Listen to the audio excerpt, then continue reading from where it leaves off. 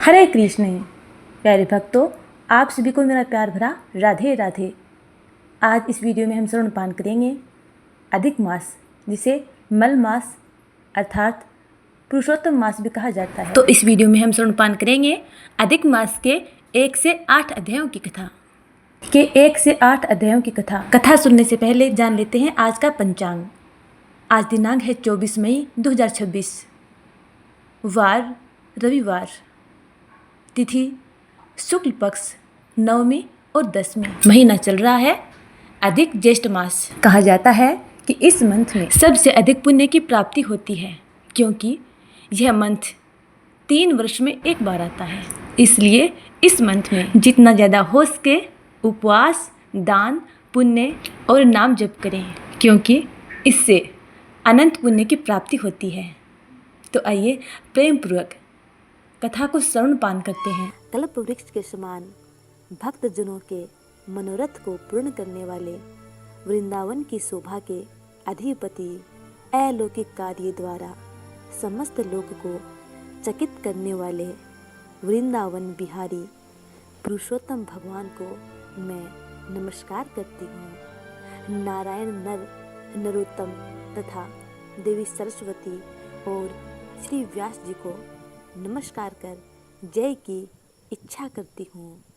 यज्ञ करने की इच्छा से परम पवित्र नैमिषारण्य में आगे कहे गए बहुत से मुनि आए, जैसे असित, देवल, पैल, सुमंतु, पिपलायन, सुमति, कश्यप, जाबाली, भृगु, अंगिरा, वामदेव, सुतीक्षण, सरभंग, पर्वत, आपस्तंभ, मांडव्य, अगस्त्य, कात्यायन, रथितर, ऋभु, कपिल, रभ्य, गौतम, मुद्गल, कौशिक, गालव, क्रतु, अत्रि, बभ्रु, त्रित, शक्ति, बधु, बोधायन, वसु, कौंडिन्य, पृथु, हारित, ध्रुम, शंकु, संकृति, शनि, विभांडक, पंक, गर्ग, कानाद, जमदग्नि, भरद्वाज,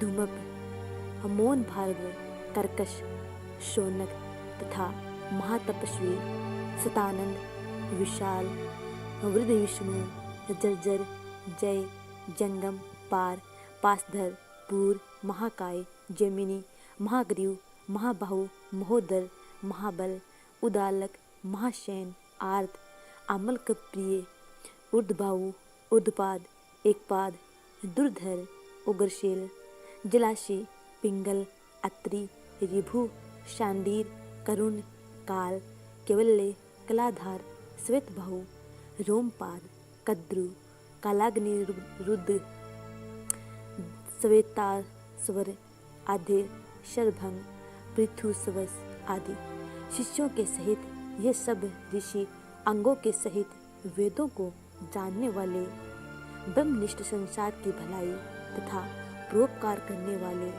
दूसरों के हित में सर्वदा तत्पर, स्रोत समार्थ कर्म करने वाले नैमिषारण्य में आकर यज्ञ करने को तत्पर हुए।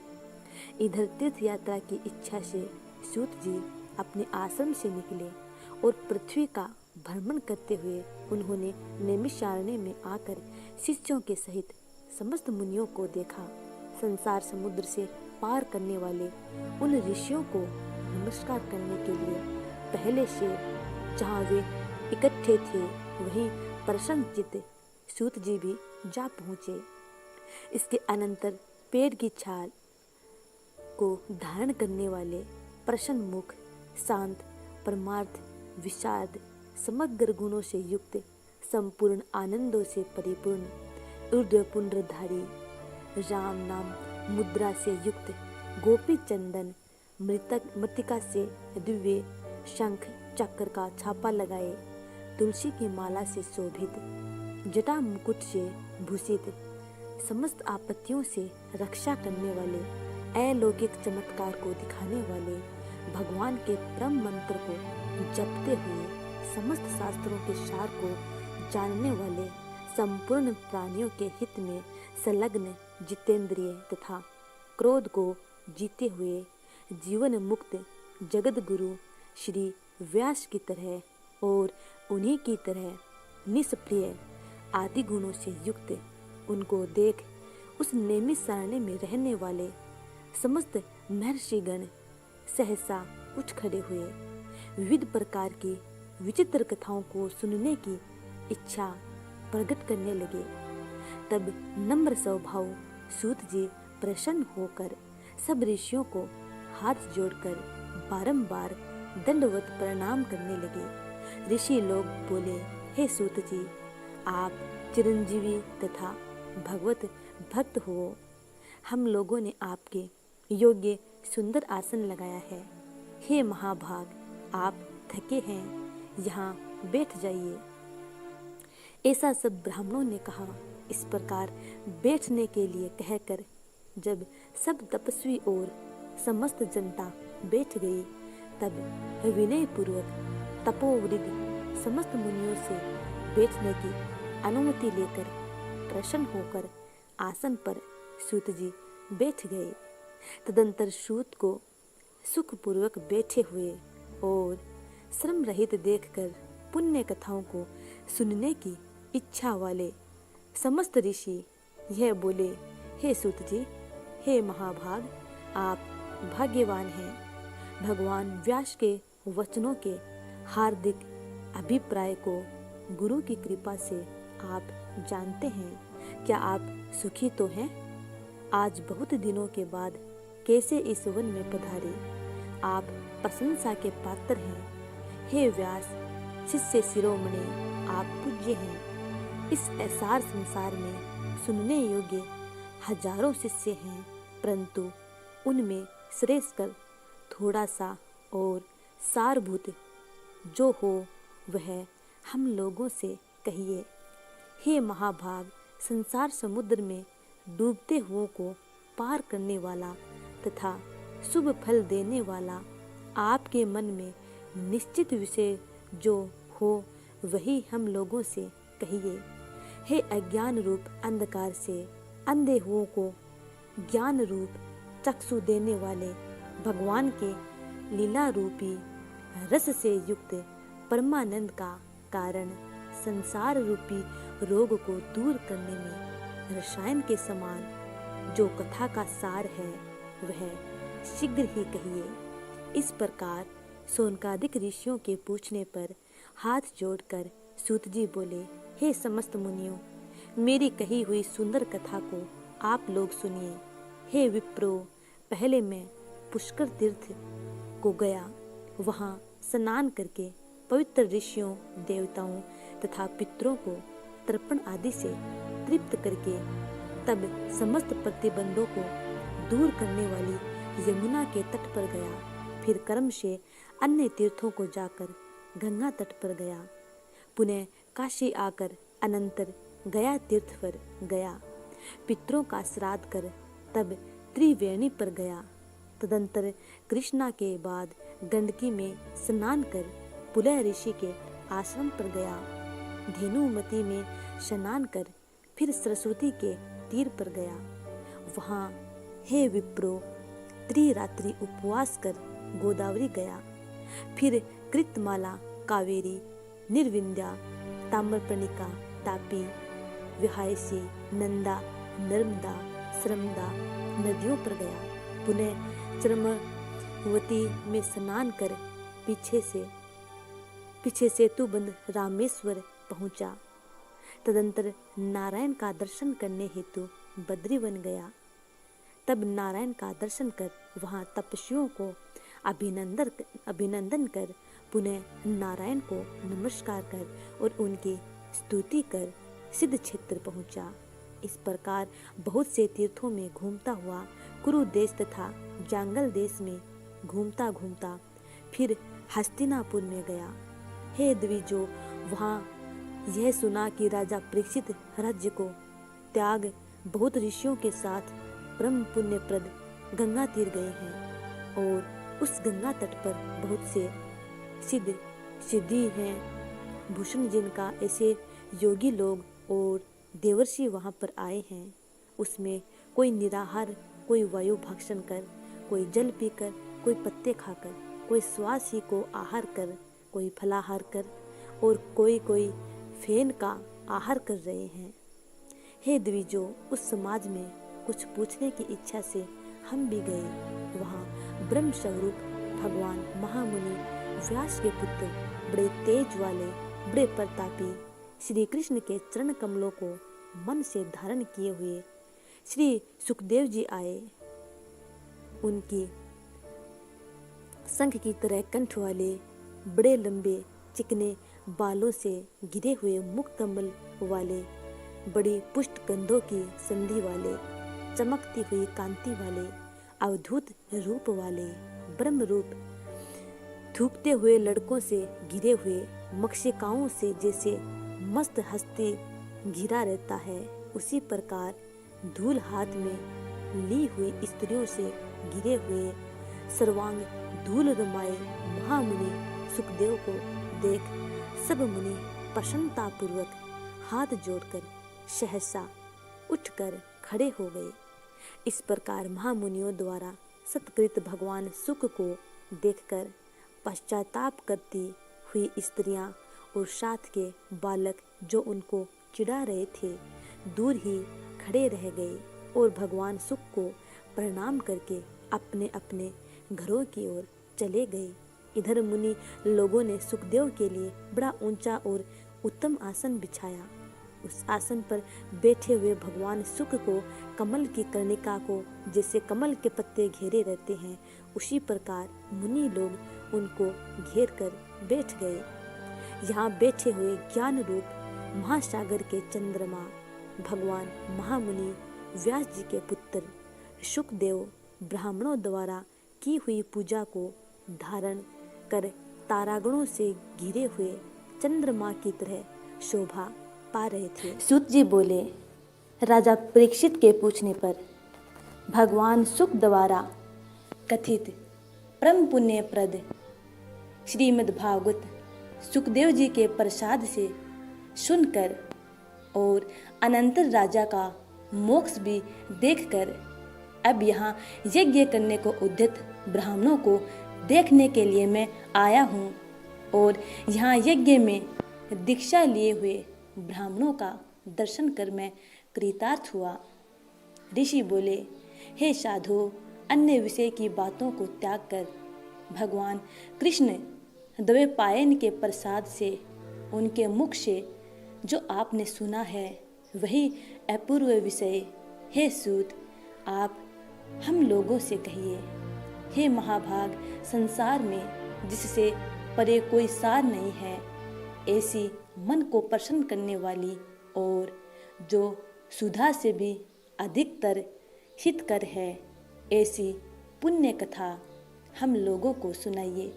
सूत जी बोले, विलोम यानी ब्राह्मणों के चरु में क्षत्रिय का चरु मिल जाने से उत्पन्न होने पर भी मैं धन्य हूँ, जो श्रेष्ठ पुरुष भी आप लोग मुझसे पूछ रहे हैं। भगवान व्यास के मुख से जो मैंने सुना है वह यथा ज्ञान मैं कहता हूँ। एक समय नारद मुनि नर नारायण के आश्रम में गए, जो आश्रम बहुत से तपस्वियों, सिद्धों तथा देवताओं से भी युक्त है और बेर, बहेड़ा, आंवला, बेल, आम, अमड़ा, केत, जामुन, कदम्बादि और भी अनेक वृक्षों से सुशोभित है। भगवान विष्णु के चरणों से निकली हुई पवित्र गंगा और अलकनंदा भी जहाँ बह रही है, ऐसे नर नारायण के स्थान में श्री नारद मुनि ने जाकर उन परब्रह्म नारायण को, जिनका मन सदा चिंतन में लगा रहता है, जिसके जितेंद्रिय काम, क्रोध आदि 6 शत्रुओं को भी जीते हुए हैं, अत्यंत प्रभा जिनके शरीर से चमक रही है, ऐसे देवताओं के भी देव तपस्वी नारायण को साष्टांग दंडवत प्रणाम कर और हाथ जोड़कर नारद उस मुनि व्यापक प्रभु की स्तुति करने लगे। नारद बोले, हे देव देव, हे जगन्नाथ, हे कृपा सागर सतपते, आप सत्यव्रत हो, त्रिसत्य हो, सत्य आत्मा हो और सत्य संभव हो। हे सत्य योने, आपको नमस्कार है। मैं आपकी शरण में आया हूँ। आपका जो तप है वह संपूर्ण प्राणियों की शिक्षा के लिए और मर्यादा की स्थापना के लिए है। यदि आप तपस्या न करें तो जैसे कलयुग में एक के पाप करने से सारी पृथ्वी डूबती है, वैसे ही एक के पुण्य करने से सारी पृथ्वी तरती है। इसमें तनिक भी संशय नहीं है। पहले सत्ययुग आदि में जैसे एक पाप करता था तो सभी पापी हो जाते थे। ऐसी स्थिति हटाकर कलयुग में केवल कर्ता ही पापों से लिप्त होता है। यह आपके तप की स्थिति है। हे भगवान, कली में जितने प्राणी हैं सब विषयों में आसक्त हैं। स्त्री पुत्र गृह में लगा है। चित्त जिनका ऐसे प्राणियों का हित करने वाला जो हो और मेरा भी थोड़ा कल्याण हो, ऐसा विषय विचार कर केवल आप ही कहने के योग्य हैं। वही आपके मुख से सुनने की इच्छा से मैं ब्रह्मलोक से यहाँ आया हूँ। आप ही उपकार प्रिय विष्णु हैं, ऐसा वेदों में निश्रित है। इसलिए लोकोपकार के लिए कथा का सार इस समय आप सुनाइए, जिसके श्रवण मात्र से निर्भय मोक्ष पद को प्राप्त करते हैं। इस प्रकार नारद जी का वचन सुन भगवान ऋषि आनंद से खिलखिला उठे और भुवन को पवित्र करने वाली पुण्य कथा आरंभ की। श्री नारायण बोले, हे नारद, गोपों की स्त्रियों के मुख कमल के भरमर, रास के ईश्वर, रसिकों के आभरण, वृंदावन बिहारी, व्रज के पति, आदि पुरुष भगवान की पुण्य कथा को कहता हूँ, जो निमेष मात्र समय में जगत को उत्पन्न करने वाले हैं। उनके कर्मों को हे वत्स इस पृथ्वी पर कौन वर्णन कर सकता है। हे नारद मुनि, आप भी भगवान के चरित्र का सरस सार जानते हैं और यह भी जानते हैं कि भव चरित्र वाणी द्वारा नहीं कहा जा सकता। तथापि अद्भुत पुरुषोत्तम महात्म्य आदर से कहते हैं। यह पुरुषोत्तम महात्म्य दरिद्रता और विधव्य को नाश करने वाला, यश का दाता एवं सत्पुत्र और मोक्ष को देने वाला है। अतः शीघ्र ही इसका प्रयोग करना चाहिए। नारद बोले, हे मुनि, पुरुषोत्तम नामक कौन देवता है? उनका महात्म्य क्या है? यह अद्भुत सा प्रतीत होता है। अतः आप मुझसे विस्तार पूर्वक कहिए। सूत जी बोले, श्री नारद का वचन सुन नारायण क्षण मात्र पुरुषोत्तम में अच्छी तरह मन लगाकर बोले। श्री नारायण बोले, पुरुषोत्तम यह मास का नाम जो पड़ा है वह भी कारण से युक्त है। पुरुषोत्तम मास के स्वामी दया सागर पुरुषोत्तम ही हैं, इसीलिए ऋषिगण इसको पुरुषोत्तम मास कहते हैं। पुरुषोत्तम मास के व्रत करने से भगवान पुरुषोत्तम प्रसन्न होते हैं। नारद जी बोले, चैत्र आदि मास जो हैं वे अपने अपने स्वामी देवताओं से युक्त हैं, ऐसा मैंने सुना है, परंतु उनके बीच में पुरुषोत्तम नाम का मास नहीं सुना है। पुरुषोत्तम मास कौन है और पुरुषोत्तम मास के स्वामी कृपा के निधि पुरुषोत्तम कैसे हुए? हे कृपा निधे, यह आप मुझसे कहिए। इस मास का विधान के सहित हे प्रभु कहिए। हे सतपते, इस मास में क्या करना है, कैसे स्नान करना है, क्या दान करना है, इस मास का जप पूजा उपवास आदि क्या साधन है, कहिए। इस मास के विधान से कौन देवता प्रसन्न होते हैं और क्या फल देते हैं, इसके अतिरिक्त और कुछ भी तथ्य हो वह हे तपोधन कहिए। साधु दिनों के ऊपर कृपा करने वाले होते हैं, वे बिना पूछे कृपा करके सदुपदेश दिया करते हैं। इस पृथ्वी पर जो मनुष्य दूसरों के भाग्य के अनुवर्ती, दरिद्रता से पीड़ित, नित्य रोगी रहने वाले, पुत्र चाहने वाले, जड़, गूंगे, ऊपर से अपने को बड़े धार्मिक दर्शाने वाले, विद्या विहीन, मलिन वस्त्रों को धारण करने वाले, नास्तिक, पर स्त्रीगामी, नीच, जर्जर, दासवर्ती करने वाले, आशा जिनकी नष्ट हो गई है, संकल्प जिनके भग्न हो गए हैं, तत्व जिनके क्षीण हो गए हैं, कुरूपी, रोगी, कुष्ठी, टेढ़े मेढ़े अंग वाले, अंधे, इष्ट वियोग, मित्र वियोग, स्त्री वियोग, आपत पुरुष वियोग, माता पिता विहीन, शोक, दुख आदि से सूख गए हैं, अंग जिनके अपने इष्ट वस्तु से रहित उत्पन्न हुआ करते हैं, किस अनुष्ठान के करने और सुनने से पुनः उत्पन्न न हो, हे प्रभु ऐसा प्रयोग हमको सुनाइए।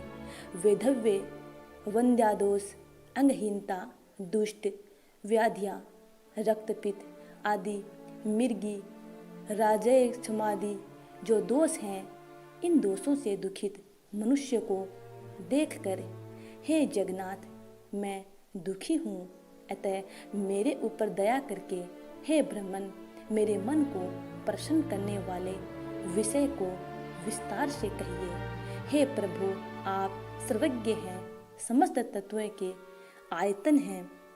सूत जी बोले, इस प्रकार नारद के परोपकारी वचन को सुनकर देव नारायण चंद्रमा की तरह शांत महामुनि नारद से नए मेघ के समान गंभीर वचन बोले। ऋषिगण सूत जी से बोले, हे महाभाग, नर के मित्र नारायण नारद के प्रति जो शुभ वचन बोले वह आप विस्तार पूर्वक हमसे कहें। सूत जी बोले, हे द्विज सतमो, नारायण ने नारद के प्रति जो सुंदर वचन कहे वह जैसे मैंने सुने हैं वैसे ही कहता हूँ, आप लोग ध्यान से सुने। नारायण बोले, हे नारद, पहले महात्मा श्री कृष्णचंद्र ने राजा युधिष्ठिर से जो कहा था वह मैं कहता हूँ, सुनो। एक समय धार्मिक राजा अजातशत्रु युधिष्ठिर छल प्रिय धृतराष्ट्र के दुष्ट पुत्रों द्वारा द्यूत क्रीड़ा में हार गए। सबके देखते देखते अग्नि से उत्पन्न हुई धर्मपरायण द्रौपदी के बालों को पकड़कर दुष्ट दुशासन ने खींचा और खींचने के बाद उसके वस्त्र उतारने लगा। तब भगवान श्री कृष्ण ने उसकी रक्षा की। पीछे पांडव राज्य को त्याग काम्यक वन को चले गए। वहाँ अत्यंत क्लेश से युक्त वे वन के फलों को खाकर जीवन बिताने लगे। जैसे जंगली हाथियों के शरीर में बाल रहते हैं, इसी प्रकार पांडवों के शरीर में बाल हो गए। इस प्रकार दुखित पांडवों को देखने के लिए भगवान देवकीसुत मुनियों के साथ काम्यक वन में गए। उन भगवान को देखकर मृत शरीर में पुनः प्राण आ जाने की तरह युधिष्ठिर, भीमसेन, अर्जुन आदि प्रेम में विह्वल होकर सहसा उठ खड़े हुए और प्रीति से श्री कृष्ण के गले मिले।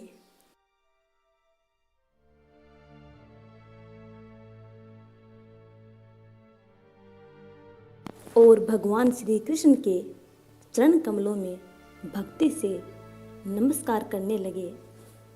द्रौपदी ने भी धीरे धीरे वहां आकर आलस्य रहित होकर भगवान श्री कृष्ण को शीघ्र नमस्कार किया। उन दुखित पांडवों को मृग के चर्म के वस्त्रों को पहने देख और समस्त शरीर में धूल लगी हुई रूखा शरीर, चारों तरफ बाल बिखरे हुए, द्रौपदी को भी उसी प्रकार दुर्बल शरीर वाली और दुखों से घिरी हुई देखा। इस तरह दुखित पांडवों को देखकर वे अत्यंत दुखी हुए। भक्त वत्सल भगवान धृतराष्ट्र के पुत्रों को जला देने की इच्छा से उन पर क्रुद्ध हुए।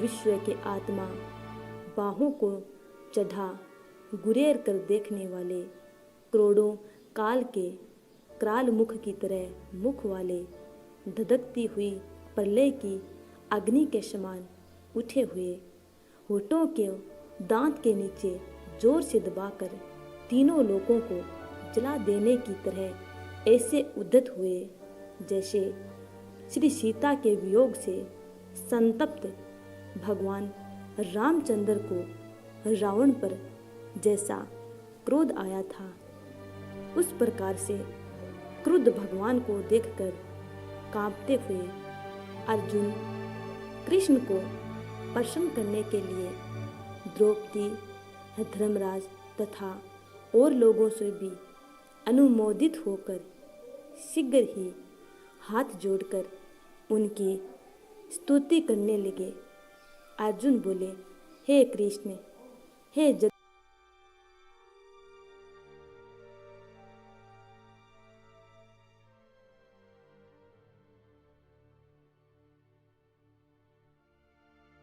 हे जगत के नाथ, हे नाथ, मैं जगत के बाहर नहीं हूँ, आप ही जगत की रक्षा करने वाले हैं। हे प्रभु, क्या मेरी रक्षा आप न करेंगे, जिनके नेत्र के देखने से ही ब्रह्मा का पतन हो जाता है, उनके क्रोध करने से क्या नहीं हो सकता है, यह कौन जानता है कि क्या होगा। हे संहार करने वाले, क्रोध का संहार कीजिए। हे तात के पात, हे जगतपते, आप ऐसे महापुरुषों के क्रोध से संसार का प्रलय हो जाता है। संपूर्ण तत्व को जानने वाले, सर्व वस्तुओं के कारण वेद और वेदांग के बीज आप साक्षात श्री कृष्ण हैं। मैं आपकी वंदना करता हूँ। आप ईश्वर हैं। इस चराचरात्मक संसार को आपने उत्पन्न किया है। सर्व मंगल के मांगल्य हैं और सनातन के बीज रूप हैं। इसलिए एक के अपराध से अपने बनाए समस्त विश्व का आप नाश कैसे करेंगे। कौन भला ऐसा होगा जो मच्छरों को जलाने के लिए अपने घर को जला देता हो। श्री नारायण बोले, दूसरों की वीरता को मर्दन करने वाले अर्जुन ने भगवान से इस प्रकार निवेदन कर प्रणाम किया। सूत जी बोले, श्री कृष्ण जी ने अपने क्रोध को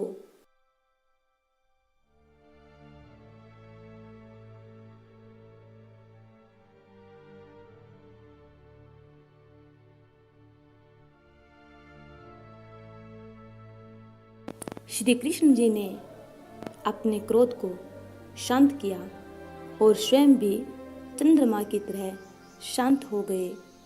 इस प्रकार भगवान को शांत देखकर पांडव स्वस्थ हुए। प्रेम से प्रसन्न मुख एवं प्रेम विह्वल हुए सबने भगवान को प्रणाम किया और जंगली कंद मूल फल आदि से उनकी पूजा की। नारायण बोले, तब शरण में जाने योग्य भक्तों के ऊपर कृपा करने वाले श्री कृष्ण को प्रसन्न जान विशेष प्रेम से भरे हुए नम्र अर्जुन ने बारंबार नमस्कार किया और जो प्रश्न आपने हमसे किया है वही प्रश्न उन्होंने श्री कृष्ण से किया।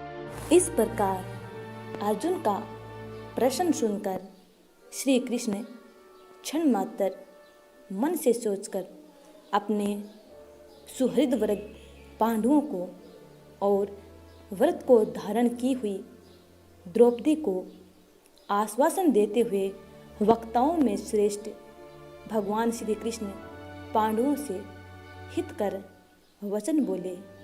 श्री कृष्ण जी बोले, हे राजन, हे महाभाग, हे विभत्सो, अब मेरा वचन सुनो। आपने यह प्रश्न अपूर्व किया है, आपको उत्तर देने में मुझे उत्साह नहीं हो रहा है। इस प्रश्न का उत्तर गुप्त से भी गुप्त है, ऋषियों को भी नहीं विदित है। फिर भी हे अर्जुन, मित्र के नाते अथवा तुम हमारे भक्त हो, इस कारण से हम कहते हैं, हे सुव्रत, वह जो उत्तर है वह अति उग्र है, अतः कर्म से सुनो। चैत्र आदि जो 12 मास निमेष महीने के दोनों पक्ष घड़ियां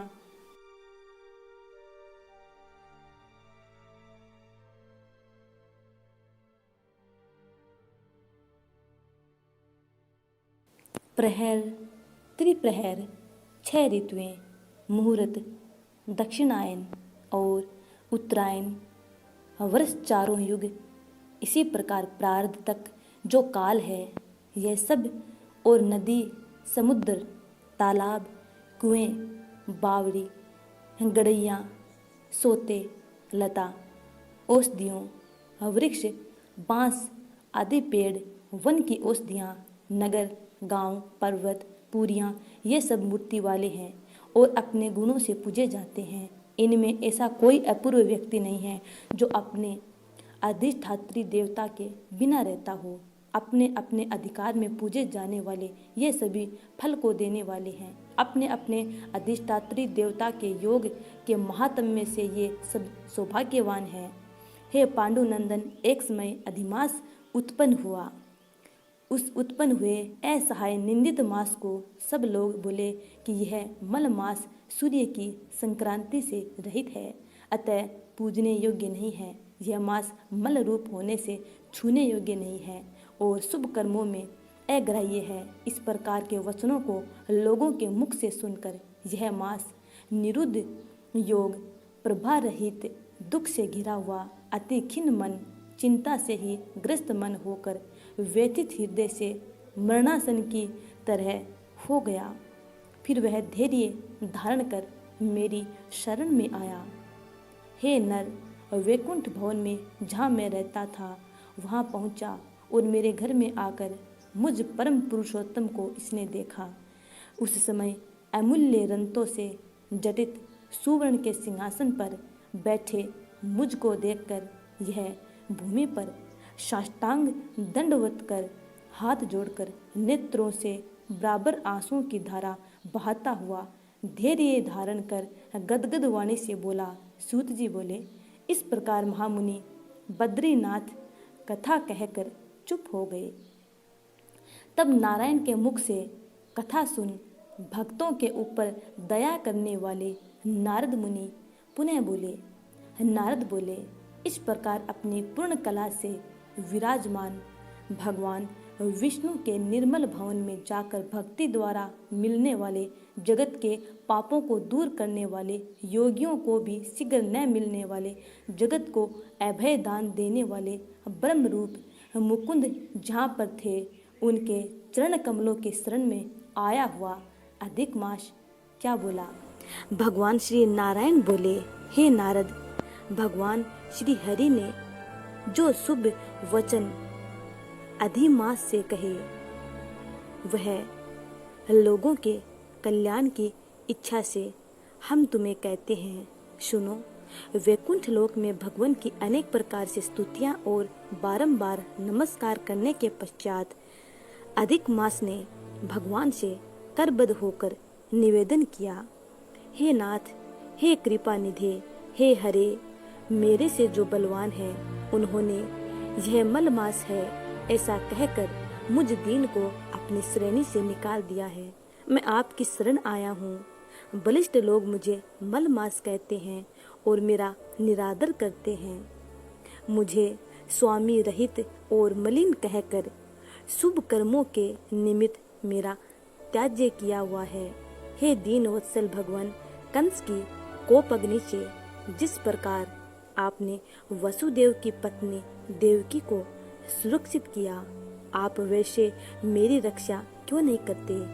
यमुना में कालिया नाग के विष से गो चराने वालों तथा पशुओं की आपने जैसे रक्षा की, वैसे हे दीन बंधु, आप मुझ शरणागत की रक्षा क्यों नहीं करते। पशु और पक्षियों को पालने वालों एवं पशुपालकों की स्त्रियों की जैसे पहले वर्ज में सर्प्त के वन में लगी हुई अग्नि से आपने रक्षा की, वैसे हे दीन वत्सल, कहिए मुझ शरण आए हुए की रक्षा क्यों नहीं करते। जैसे आपने जरासंध के बंधन से राजाओं को मुक्त किया, ग्राह के मुख से जिस प्रकार गज को मुक्ति दिलाई, उसी प्रकार शरण में आए हुए मुझ दीन की रक्षा क्यों नहीं करते। अपने स्वामी देवता वाले मासों द्वारा शुभ कर्म में वर्जित मुझ स्वामी रहित को देखते ही आपकी दयालुता कहाँ चली गई और आज यह कठोरता कैसे आ गई। इस प्रकार भांति भांति से मलमास भगवान से विनती कर रहा।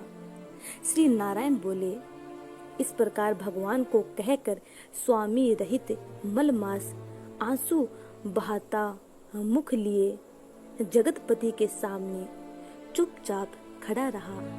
उसको रोते देखते ही भगवान शीघ्र ही दयाद्र हो गए और पास में खड़े दीन मुख मलमास से बोले। श्री हरि बोले, हे वत्स, तुम अति शोकाकुल हो। यह महान शोक जिससे तुम व्याकुल हो कौन सा है। तुम अब शोक को त्याग दो, क्योंकि यहाँ आकर महादुखी नीच भी शोक नहीं करता। फिर तुम कैसे यहाँ आकर शोक में मन को दबाए हुए हो। जहाँ आने से न शोक होता है, न कभी बुढ़ोती आती है, न मृत्यु का भय रहता है। यहाँ हमेशा नित्य आनंद रहा करता है।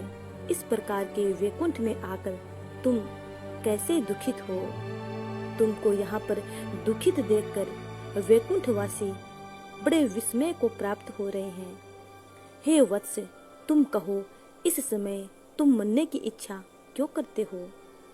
श्री नारायण बोले, इस प्रकार भगवान के वाक्य सुनकर बोझा लिए हुए आदमी जैसे बोझा रखकर श्वास पर श्वास लेता है, इसी प्रकार श्वासोश्वास लेकर अधिक मास मधुसूदन से बोला। अधिमास बोला, हे भगवान, आप सर्वव्यापी हैं, आपसे अज्ञात कुछ नहीं है। आकाश की तरह आप विश्व में व्याप्त होकर बैठे हैं। आप चर अचर सब में व्याप्त हो। आप सर्व साक्षी और विश्व दृष्टा हो तथा निरंजन निराकार रूप में सब प्राणी आप में ही निवास करते हैं। हे जगन्नाथ, आपके बिना कुछ भी नहीं है। क्या आप मुझ अभाग्य के कष्ट को नहीं जानते हैं। तथापि हे नाथ, मैं अपनी व्यथा को कहता हूँ। जिस प्रकार मैं दुख जाल से घिरा हुआ हूँ, वैसे दुखित को मैंने न कहीं देखा है और न सुना है। क्षण निमेष मुहूर्त पक्ष मास दिन और रात सब अपने अपने स्वामियों के अधिकारों से सर्वदा बिना भय के प्रसन्न रहते हैं। मेरा न कुछ नाम है, न मेरा कोई अधिपति है और न कोई मुझको आश्रय है। अतः क्षणाधिक समस्त स्वामी वाले देवों ने शुभ कार्य से मेरा निरादर किया है। यह मलमास सर्वदा त्याज्य है, अंधा है, गर्त में गिरने वाला है, ऐसा सब कहते हैं। इसी के कारण से मैं मरने की इच्छा करता हूँ।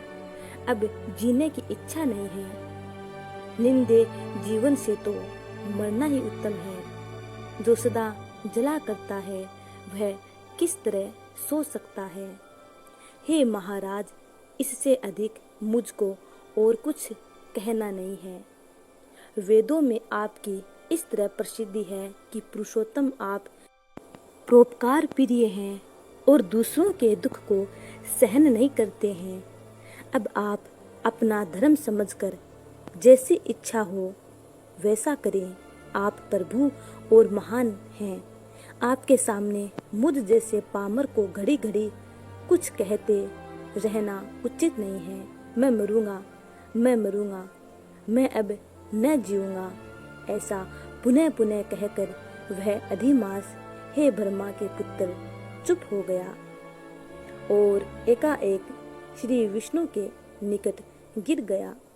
तब इस प्रकार गिरते हुए मलमास को देख भगवान की सभा के लोग बड़े विस्मय को प्राप्त हुए। श्री नारायण बोले, इस प्रकार कहकर चुप हुए। अधिमास के प्रति बहुत कृपा भार से अवसन हुए। श्री कृष्ण मेघ के समान गंभीर वाणी से चंद्रमा की किरणों की तरह उसे शांत करते हुए बोले।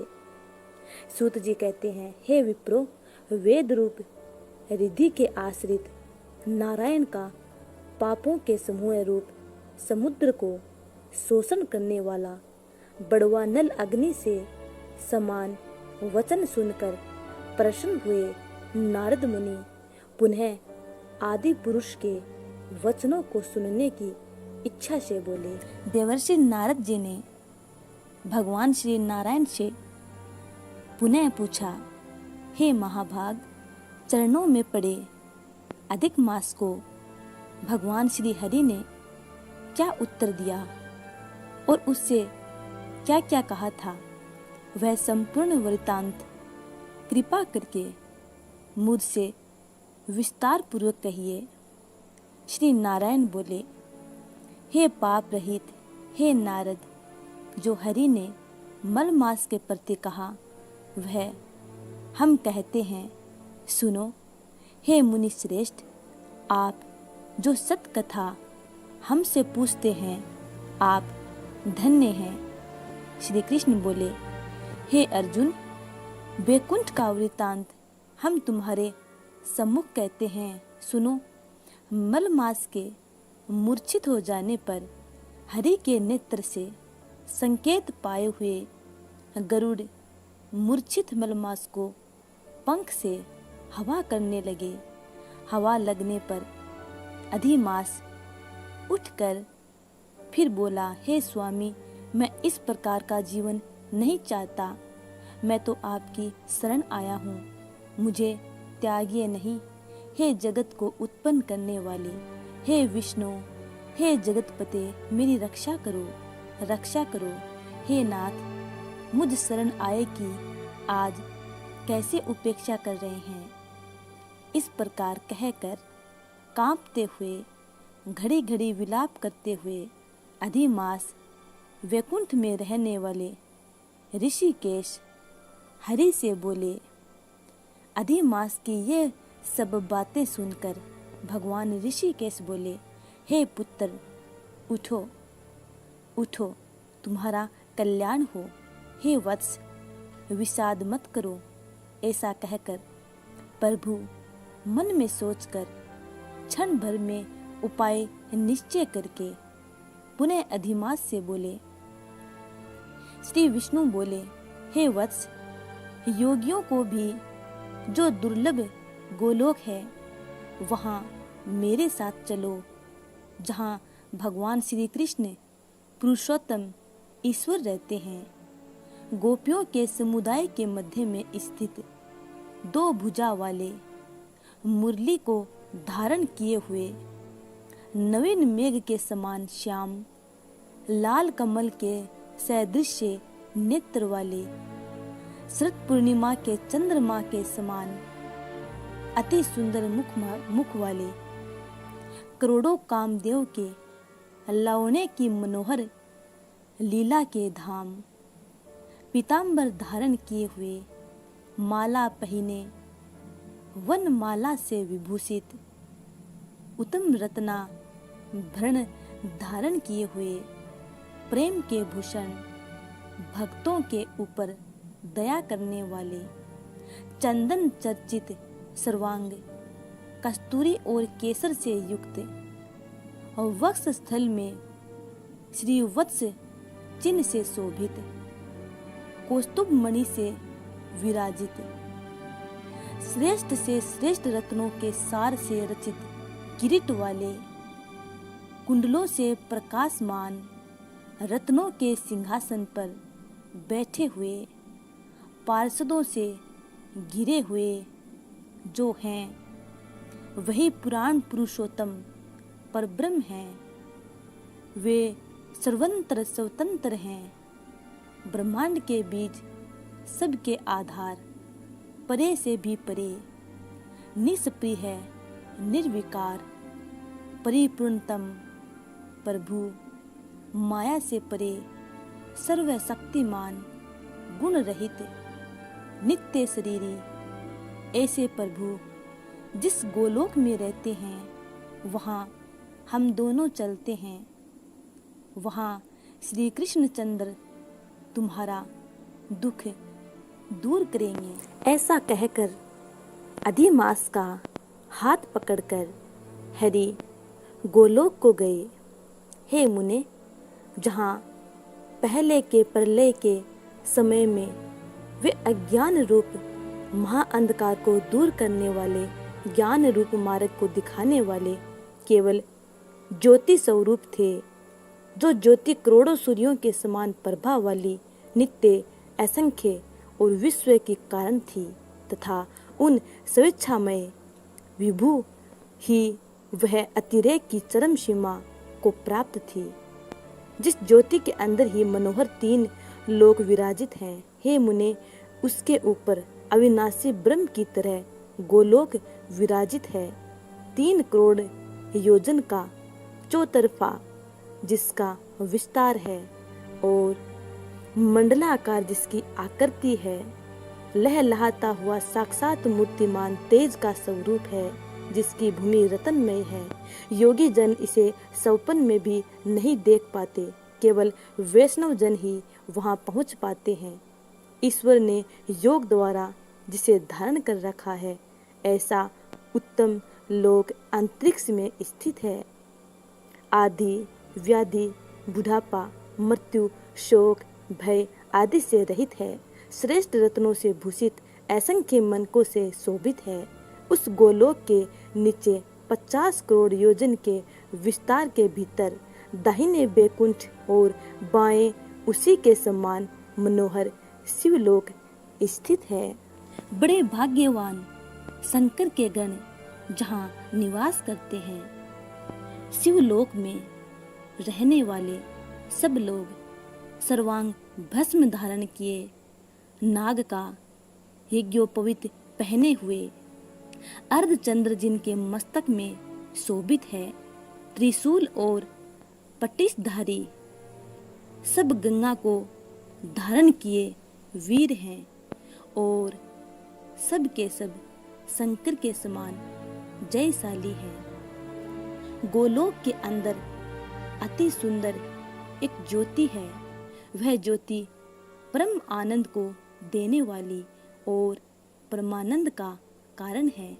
योगी लोग बराबर योग द्वारा ज्ञान चक्षु से आनंदजनक, निराकार और पर से भी पर उसी ज्योति का ध्यान करते हैं। उस ज्योति के अंदर अत्यंत सुंदर एक रूप है, जो कि नील कमल के पत्तों के समान श्याम, लाल कमल के समान नेत्र वाले, करोड़ों शरद पूर्णिमा के चंद्र के समान शोभायमान मुख वाले, करोड़ों कामदेव के समान सौंदर्य की लीला का सुंदर धाम, 2 भुजा वाले, मुरली हाथ में लिए, मंदहास से युक्त, पीतांबर धारण किए, श्री वत्स चिन्ह से शोभित वक्ष स्थल वाले, कौस्तुभ मणि से सुशोभित, करोड़ों उत्तम रत्नों से जड़ित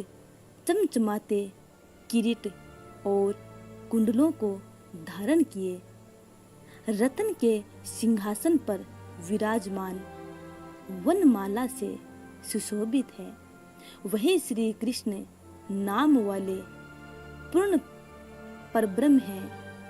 अपनी इच्छा से ही संसार को नचाने वाले, सबके मूल कारण, सबके आधार, पर से भी परे, छोटी अवस्था वाले, निरंतर गोप वेश को धारण किए हुए, करोड़ों पूर्ण चंद्रों की शोभा से संयुक्त, भक्तों के ऊपर दया करने वाले, निष्प्रिय, विकार रहित, परिपूर्णतम स्वामी रास मंडप के बीच में बैठे हुए, शांत स्वरूप, रास के स्वामी, मंगल स्वरूप, मंगल करने के योग्य, समस्त मंगलों के मंगल, परमानंद के राजा, सत्य स्वरूप, कभी भी नाश न होने वाले, विकार रहित, समस्त सिद्धों के स्वामी, संपूर्ण सिद्धि के स्वरूप, अशेष सिद्धियों के दाता, माया से रहित, ईश्वर, गुण रहित, नित्य शरीरी, आदि पुरुष, अव्यक्त, अनेक है नाम जिनके, अनेकों द्वारा स्तुति किए जाने वाले, नित्य, स्वतंत्र, अद्वितीय, शांत स्वरूप, भक्तों को शांति देने में प्रायण, ऐसे परमात्मा के स्वरूप को शांति प्रिय, शांत और शांति प्रायण जो विष्णु भक्त हैं वे ध्यान करते हैं। इस प्रकार के स्वरूप वाले भगवान कहे जाने वाले वही एक आनंद कंद श्री कृष्णचंद्र हैं। श्री नारायण बोले, ऐसा कहकर सत्व स्वरूप भगवान विष्णु अधिमास को साथ लेकर शीघ्र ही परब्रह्म युक्त गोलोक में पहुँचे। सूत जी बोले, ऐसा कहकर सत्क्रिया को ग्रहण किए हुए नारायण मुनि के चुप हो जाने पर आनंद सागर पुरुषोत्तम से विविध प्रकार की नई कथाओं को सुनने की इच्छा रखने वाले नारद मुनि उत्कंठा पूर्वक बोले। नारद जी बोले, भगवान गोलोक में जाकर क्या करते हैं? हे पाप रहित मुझ श्रोता के ऊपर कृपा करके कहिए। श्री नारायण बोले, नारद, पाप रहित अधिमास को लेकर भगवान विष्णु के गोलोक जाने पर जो घटना हुई वह हम कहते हैं, सुनो। उस गोलोक के अंदर मणियों के खंभों से सुशोभित सुंदर पुरुषोत्तम के धाम को दूर से भगवान विष्णु देखते हुए, उस धाम के तेज से बंद हुए नेत्र वाले विष्णु धीरे धीरे नेत्र खोलकर और अधिमास को अपने पीछे कर धीरे धीरे धाम की ओर जाने लगे। अधिमास के साथ भगवान के मंदिर के पास जाकर विष्णु अत्यंत प्रसन्न हुए और उठकर खड़े हुए। द्वारपालों से अभिनंदित भगवान विष्णु पुरुषोत्तम भगवान की शोभा से आनंदित होकर धीरे धीरे मंदिर में गए और भीतर जाकर शीघ्र ही श्री पुरुषोत्तम कृष्ण को नमस्कार करते हुए गोपियों के मंडल के मध्य में रत्नमय सिंहासन पर बैठे हुए कृष्ण को नमस्कार कर पास में खड़े होकर विष्णु बोले, श्री विष्णु बोले, गुणों से अतीत गोविंद, अद्वितीय, अविनाशी, सूक्ष्म, विकार रहित, विग्रहवान, गोपों के वेश के विधायक, छोटी अवस्था वाले शांत स्वरूप, गोपियों के पति, बड़े सुंदर, नूतन मेघ के समान श्याम, करोड़ों कामदेव के समान सुंदर, वृंदावन के अंदर रास मंडल में बैठने वाले पीत रंग के पीतांबर से शोभित,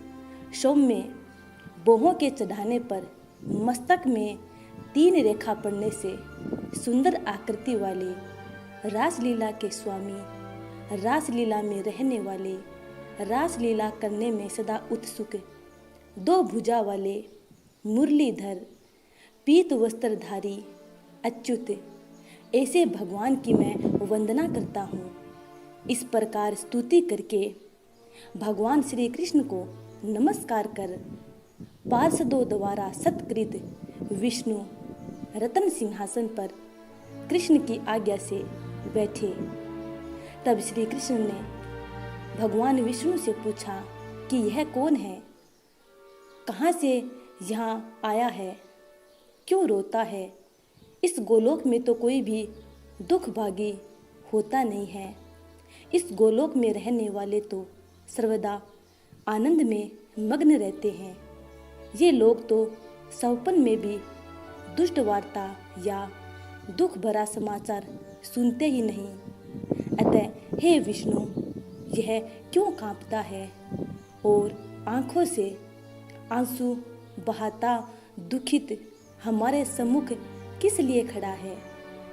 सिंहासन से उठकर महाविष्णु मलमास की संपूर्ण दुख गाथा कहते हुए श्री विष्णु बोले, हे वृंदावन की शोभा के नाथ, हे श्री कृष्ण, हे मुरलीधर, इस अधिमास के दुख को आपके सामने कहता हूँ।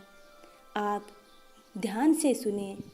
इसके दुखित होने के कारण ही स्वामी रहित अधिमास को लेकर मैं आपके पास आया हूँ। इसके उग्र दुख रूप अग्नि को आप शांत करें। यह अधिमास सूर्य की संक्रांति से रहित है, मलिन है, शुभ कर्म में सर्वदा वर्जित है। स्वामी रहित मास में स्नान आदि नहीं करना चाहिए। ऐसा कहकर वनस्पति आदि को ने इसका निरादर किया है।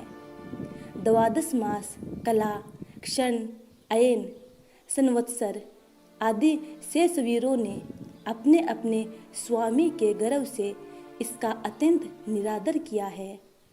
तैयार हुआ तब अन्य दयालु व्यक्तियों द्वारा प्रेरित होकर हे ऋषिकेश शरण चाहने की इच्छा से हमारे पास आया और कांपते कांपते घड़ी घड़ी रोते रोते अपना सब दुख जाल इसने कहा। इसका यह बड़ा भारी दुख आपके बिना टल नहीं सकता। अतः इस निराश्रय का हाथ पकड़कर आपकी शरण में लाया हूँ। दूसरों का दुख आप सहन नहीं कर सकते हैं, ऐसा वेद जानने वाले लोग कहते हैं।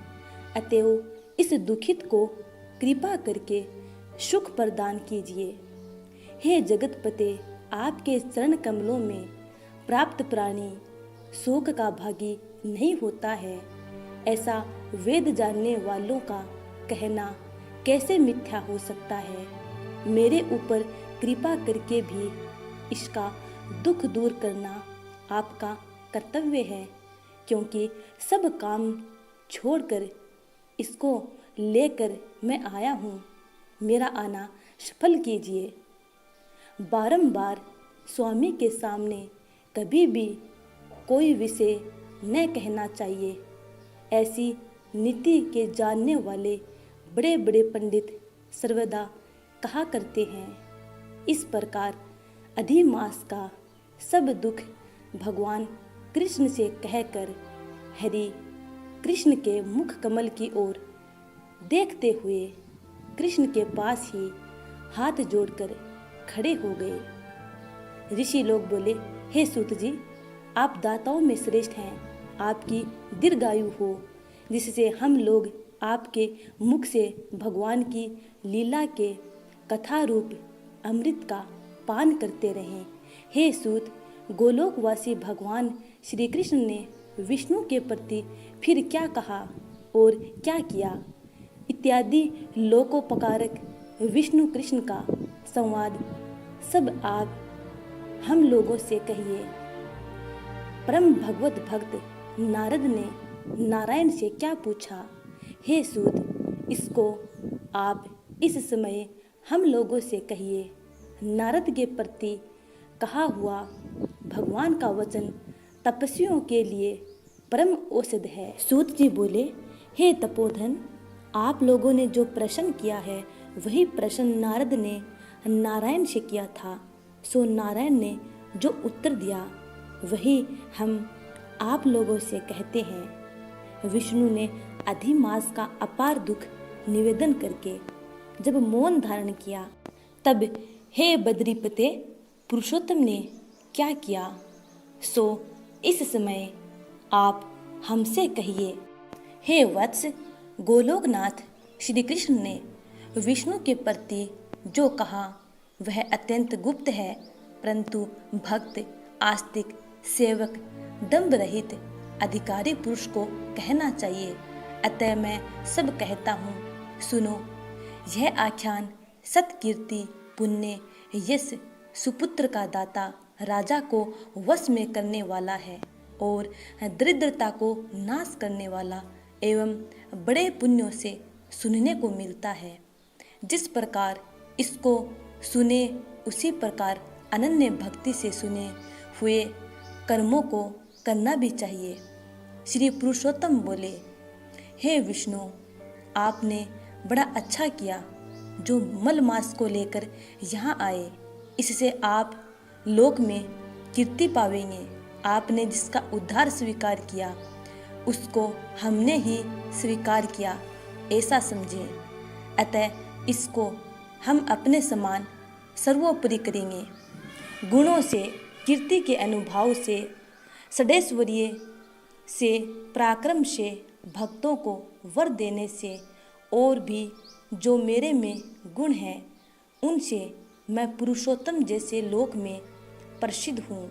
वैसे ही यह मल मास भी लोकों में पुरुषोत्तम करके प्रसिद्ध होगा।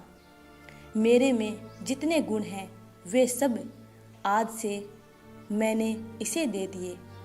पुरुषोत्तम जो मेरा नाम लोक तथा वेद में प्रसिद्ध है, वह भी आपकी प्रसन्नता का अर्थ आज मैंने इसे दे दिया। हे मधुसूदन, आज से मैं इस अधिमास का स्वामी भी हुआ। इसके पुरुषोत्तम इस नाम से सब जगत पवित्र होगा। मेरी समानता पाकर यह अधिमास सब मासों का राजा होगा। यह अधिमास जगत पूज्य एवं जगत से वंदना करवाने के योग्य होगा। इसकी पूजा और व्रत जो करेंगे उनके दुख और दारिद्र्य का नाश होगा। चैत्र आदि सब मास सकाम है। इसको हमने निष्काम किया है। इसको हमने अपने समान समस्त प्राणियों को मोक्ष देने वाला बनाया है। जो प्राणी सकाम एवं अथवा निष्काम होकर अधिमास का पूजन करेगा, वह अपने सब कर्मों को भस्म कर निश्चय ही मुझको प्राप्त होगा। जिस परम पद प्राप्ति के लिए बड़े भाग्य वाले यति ब्रह्मचारी लोग तप करते हैं और महात्मा लोग निराहार व्रत करते हैं एवं दृढ़ व्रत लोग फल, पत्ता, वायु भक्षण कर रहे हैं और काम क्रोध रहित जितेंद्रिय रहते हैं, वे और वर्षा काल में मैदान में रहने वाले, जाड़े में, शीत में, गर्मी में धूप सहन करने वाले मेरे पद के लिए यत्नद करते रहते हैं। हे गरुड़ ध्वज, तब भी वे मेरे अव्यय परम पद को प्राप्त नहीं कर पाते हैं, परंतु पुरुषोत्तम के भक्त एक मास के ही व्रत से बिना परिश्रम, जरा मृत्यु रहित उस परम पद को पाते हैं। यह अधिमास व्रत संपूर्ण साधनों में श्रेष्ठ साधन है और समस्त कामनाओं के फल की सिद्धि को देने वाला है। अतः इस पुरुषोत्तम मास का व्रत सबको करना चाहिए। हल से खेत में बोए हुए बीज जैसे करोड़ों गुना बढ़ते हैं, वैसे मेरे पुरुषोत्तम मास में किया हुआ पुण्य करोड़ों गुना अधिक होता है। कोई चातुर्य मास आदि यज्ञ करने में स्वर्ग में जाते हैं, वह भी भोगों को भोगकर पृथ्वी पर आते हैं, परंतु जो पुरुष आदर से विधि पूर्वक अधिमास का व्रत करता है, वह अपने समस्त कुल का उद्धार कर मेरे में मिल जाता है। इसमें कोई भी संशय नहीं है। हमको प्राप्त होकर प्राणी पुनः जन्म मृत्यु भय से युक्त एवं आदि व्याधि और जरा से ग्रस्त संसार में फिर नहीं आता, जहाँ जाकर फिर पतन नहीं होता, सो मेरा परम धाम है। ऐसा जो वेदों का वचन है वह सत्य है। असत्य कैसे हो सकता है? यह अधिमास और इसका स्वामी मैं ही हूँ और मैंने ही इसे बनाया है। और पुरुषोत्तम, यह जो मेरा नाम है, सो भी मैंने इसे दे दिया। अतः इसके भक्तों की मुझे दिन रात चिंता बनी रहती है। उसके भक्तों की मनः कामनाओं को मुझे ही पूर्ण करना पड़ता है। कभी कभी मेरे भक्तों का अपराध भी गणना में आ जाता है, परंतु पुरुषोत्तम मास के भक्तों का अपराध मैं कभी नहीं गिनता। हे विष्णु, मेरी आराधना से मेरे भक्तों की आराधना करना मुझे अत्यंत प्रिय है। मेरे भक्तों की कामना पूर्ण करने में मुझे कभी देरी भी नहीं होती है, किंतु मेरे मास के जो भक्त हैं उनकी कामना पूर्ण करने में मुझे कभी भी विलंब नहीं होता है। मेरे मास के जो भक्त हैं वे मेरे अत्यंत प्रिय हैं। जो मनुष्य इस मास में जप दान नहीं करते वे महामूर्ख हैं, और जो पुण्य कर्म रहित प्राणी स्नान भी नहीं करते एवं देवता तीर्थ द्विजों से द्वेष करते हैं, वे दुष्ट अभागी और दूसरों के भाग्य से जीवन चलाने वाले होते हैं। जिस प्रकार खरगोश के सींग कदापि नहीं होते, वैसे ही अधिमास में स्नान आदि न करने वालों को सौपन में भी सुख प्राप्त नहीं होता। जो मूर्ख मेरे प्रियतम मल मास का निरादर करते हैं और मल मास में धर्माचरण नहीं करते, वे सर्वदा नरकगामी होते हैं। प्रति तीसरे वर्ष पुरुषोत्तम मास प्राप्त होने पर जो प्राणी धर्म नहीं करते वे कुंभिपाक नरक में गिरते हैं और इस लोक में दुख रूप अग्नि में बैठे स्त्री पुत्र पौत्र आदि से उत्पन्न बड़े भारी दुखों को भोगते हैं। जिन प्राणियों को यह मेरा पुण्यतम पुरुषोत्तम मास अज्ञान से व्यतीत हो जाए, वे प्राणी कैसे सुखों को भोग सकते हैं? जो भाग्यशालिनी स्त्रियां सौभाग्य और पुत्र सुख चाहने की इच्छा से अधिमास में स्नान दान पूजन आदि करती हैं, उन्हें सौभाग्य संपूर्ण संपत्ति और पुत्र आदि यह अधिमास देता है। जिनका यह मेरे नाम वाला पुरुषोत्तम मास दान आदि से रहित बीत जाता है, उनके अनुकूल मैं नहीं रहता और न उन्हें पति सुख प्राप्त होता है। भाई पुत्र धनों का सुख तो उसे सौपन में भी दुर्लभ है। अतः विशेष करके सब प्राणियों को अधिमास में स्नान पूजा जप आदि और विशेष करके शक्ति के अनुसार दान अवश्य करना चाहिए। जो मनुष्य इस पुरुषोत्तम मास में भक्ति पूर्वक मेरा पूजन करते हैं, वे धन पुत्र और अनेक सुखों को भोग कर पुनः गोलोक के वासी होते हैं। मेरी आज्ञा से सब जन मेरे अधिमास का पूजन करेंगे। मैंने सब मासों से उत्तम मास इसे बनाया है, इसलिए अधिमास की चिंता त्याग कर हे रमापते आप इस अतुलनीय पुरुषोत्तम मास को साथ लेकर अपने बैकुंठ में जाओ। श्री नारायण बोले। इस प्रकार भगवान श्री कृष्ण के मुख से रसिक वचन श्रवण कर विष्णु अत्यंत प्रसन्नतापूर्वक इस मल मास को अपने साथ लेकर नूतन जलधर के समान श्याम भगवान श्री कृष्ण को प्रणाम कर गरुड़ पर सवार होकर शीघ्र ही बैकुंठ के लिए चल दिए। सूत जी बोले, हे तपोधन, विष्णु और श्री कृष्ण के संवाद को सुन संतुष्ट मन नारद नारायण से पुनः प्रश्न करने लगे। नारद जी बोले, हे प्रभु, जब विष्णु वैकुंठ चले गए तब फिर क्या हुआ, कहिए। आदि पुरुष कृष्ण और हरिसुत का जो संवाद है वह सब प्राणियों को कल्याणकार है। इस प्रकार प्रश्न को सुन फिर भगवान बद्री नारायण जगत को आनंद देने वाला बृहद आख्यान कहने लगे। तदंतर विष्णु बड़े प्रसन्न होकर बैकुंठ गए और वहां जाकर हे नारद अधिमास को अपने पास ही बसा लिया। अधिमास बैकुंठ में वास पाकर अत्यंत प्रसन्न हुआ और 12 मासों का राजा होकर विष्णु के साथ रहने लगा।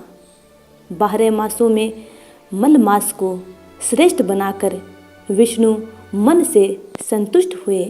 हे मुने, अनंतर भक्तों के ऊपर कृपा करने वाले भगवान युधिष्ठिर और द्रौपदी की ओर देखते हुए कृपा करके अर्जुन से यह बोले। श्री कृष्ण बोले, हे राज शार्दुल, हमको मालूम होता है कि तपोवन में आकर आप लोगों ने दुखित होने के कारण पुरुषोत्तम मास का आदर नहीं किया। वृंदावन की शोभा के नाथ भगवान का प्रिय पात्र पुरुषोत्तम मास आप वनवासियों का प्रमाद से व्यतीत हो गया। भीष्म, द्रोणाचार्य, कर्ण के भय से संतप्त मन आप सब लोगों ने भय और द्वेष से मुक्त होने के कारण प्राप्त पुरुषोत्तम मास का ध्यान नहीं किया। कृष्ण द्वैपायन वासुदेव व्यासदेव से प्राप्त विद्या के आराधन में तत्पर रणवीर अर्जुन के इंद्रकील पर्वत पर चले जाने पर उसके वियोग से दुखित आप लोगों ने पुरुषोत्तम मास को नहीं जाना। अब यदि आप यह पूछें कि हम क्या करें, तो मैं यही कहूँगा कि भाग्य का अवलंबन करो। पुरुषों का जैसे अदृष्ट होता है वैसा ही सदा भासता है। भाग्य से उत्पन्न जो फल है वह अवश्य ही भोगना पड़ता है। सुख, दुख, भय, कुशलता इत्यादि भाग्यानुसार ही मनुष्य को प्राप्त होते हैं। अतः अदृष्ट पर विश्वास रखने वाले आप लोगों को अदृष्ट पर निर्भर रहना चाहिए। अब इसके बाद आप लोगों के दुख का दूसरा कारण और बड़ा आश्चर्यजनक इतिहास के सहित कहते हैं। हे महाराज, हमारे मुख से कहा हुआ सुनो। श्री कृष्ण बोले, हे भाग्यशालिनी द्रौपदी, पूर्व जन्म में बड़ी सुंदरी मेधावी ऋषि के घर में उत्पन्न हुई थी। समय व्यतीत होने पर जब 10 वर्ष की हुई तब कर्म से रूप और लावण्य से युक्त अति सुंदर और आकर्षक नेत्र से शोभायमान हुई। चातुर्य गुण से युक्त यह अपने पिता की एकमात्र इकलौती कन्या थी। अतः चतुरा, गुणवती, सुंदरी यह पिता की बड़ी लाडली थी। मेधावी ने सदा लड़के की तरह इसे माना, कभी भी अनादर नहीं किया। यह भी साहित्य शास्त्र में पंडिता और नीति शास्त्र में भी प्रवीणा थी। इसकी माता छोटी अवस्था में ही मर गई थी। पिता ने ही प्रसन्नतापूर्वक पाला पोसा था। पास में रहने वाली अपनी सखी के पुत्र पौत्र आदि सुख को देख इसको भी स्पृहा हुई और तब यह सोचने लगी कि हमें भी यह सुख कैसे प्राप्त होगा। गुण और भाग्य का निधि सुख देने वाला पति और सतपुत्र कैसे होंगे। इस प्रकार मनोरथ विचारती हुई सोचने लगी कि पहले मेरा विवाह उपस्थित था, परंतु भाग्य ने बिगाड़ दिया। अब क्या करने से अथवा क्या जानने से एवं किस देवता की उपासना करने से या किस मुनि के शरण जाने से अथवा किस तीर्थ का आश्रय करने से मेरी मनोकामना पूर्ण होगी। मेरा भाग्य कैसा सो गया कि कोई भी पति मुझको वर्ण नहीं करता है। पंडित भी मेरा पिता मेरे ही भाग्य से मूर्ख हो गया है। बड़ा आश्चर्य है, विवाह का समय उपस्थित होने पर भी मेरे समान वर को पिता ने नहीं दिया। मैं अपनी सहेलियों के बीच में प्रमुख हूँ, परंतु कुमारी होने के कारण पति दुख से पीड़ित हूँ। जैसे मेरी सखियाँ पति सुख को भोगने वाली हैं, वैसे मैं नहीं हूँ। मेरे भाग्यवती माता क्यों पहले मर गई।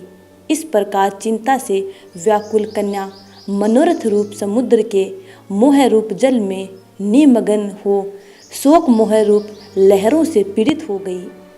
इसके पिता मेधावी ऋषि भी कन्यादान के लिए कन्या के समान वर ढूंढने के हेतु देश विदेश भ्रमण करने के लिए निकले, परंतु कन्या के अनुरूप वर न मिलने से अपने मनोरथ में निराश हुए। कन्या के और अपने भाग्य से कन्यादान रूप संकल्प के पूर्ण न होने से देवयोग के कारण बड़ा भारी दारुण जवर उन्हें आ गया। जब सब अंग ऐसे फूटने लगे जैसे समस्त अंग टूट टूट कर अलग हो जाएंगे और जवर की ज्वाला से व्याकुल हुए, श्वासों सांस लेते महादारुण मूर्छा से मदिरा पान से उन्मत्त की तरह पैर लड़खड़ाते हुए गिरते पड़ते किसी तरह घर में आए और आते ही पृथ्वी पर गिर पड़े। भय से विह्वल कन्या जब तक पिता को देखने आवे तब तक कन्या को स्मरण करते हुए मेधावी मुनि मरणासन हो गए।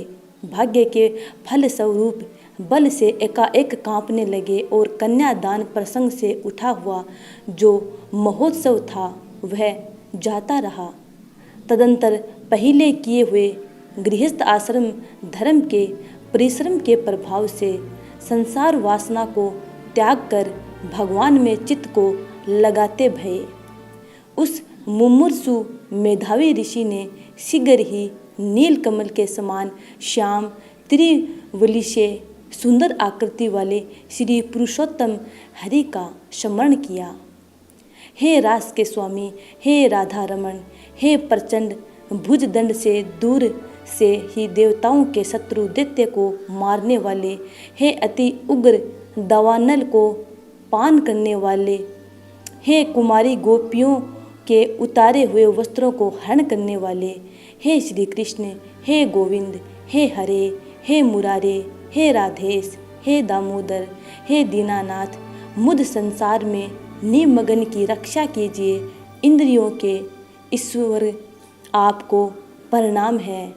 इस प्रकार मेधावी के वचनों को दूर से ही सुनकर श्री भगवान के दूत चटपट मुकुंद लोक से आते हुए और उस मरे हुए मुनि को हाथ से पकड़कर ईश्वर के चरण कमलों में ले आए। इस प्रकार अपने पिता के प्राणों को निकलता देख वह कन्या हाहाकार करके रोने लगी और पिता के शरीर को अपनी गोद में रखकर अति दुख से विलाप करने लगी। चील पक्षी की तरह बहुत देर तक विलाप करके अत्यंत दुख से विह्वल हुई और पिता को जीवित की तरह समझकर बोली। बाला बोली, हाय हाय हे पिता, हे कृपा सिंधु, हे अपनी कन्या को सुख देने वाले, मुझे आज किसके पास छोड़कर आप बैकुंठ सिधारे हैं।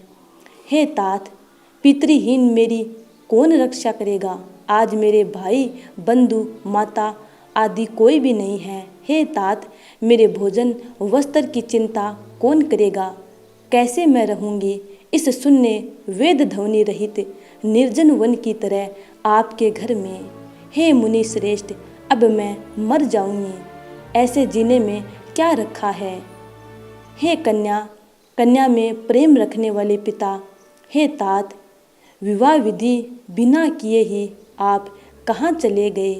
हे तपोनिधे, अब यहाँ आइए और अमृत के समान मधुर भाषण कीजिए, क्योंकि आप चुप हो गए।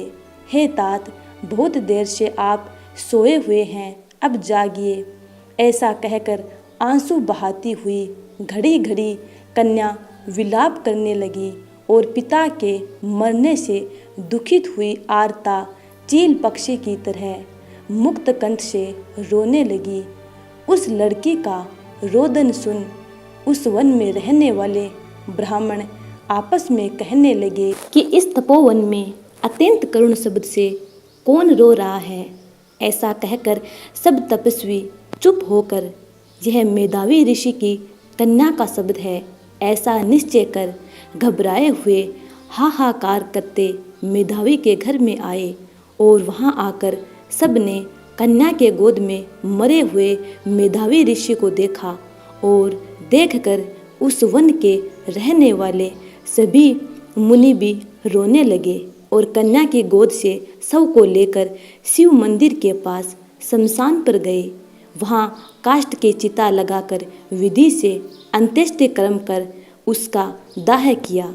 दाह के अनंतर कन्या को समझाकर सब ऋषि अपने अपने आश्रम गए। इधर कन्या भी धैर्य धारण कर यथाशक्ति के लिए द्रव्य खर्च करती हुई इस प्रकार पिता की मरण क्रिया को करके कन्या इसी तपोवन में निवास करने लगी और पिता के मरण रूप दुखाग्नि से जली हुई रंभा की तरह व्यथित होती हुई एवं बछड़े के मर जाने से जैसे गौ माता चिल्लाती है और खाती नहीं दुर्बल होती है वैसे ही यह बाला भी दुखित हुई। तो भक्तों, आज हमने इस वीडियो में स्तनपान किए अधिक मास के 1 से 8 तक अध्याय। आगे की कथा हम अगले अध्याय में स्तनपान करेंगे। तब तक के लिए जय श्री राधे, हरे कृष्ण।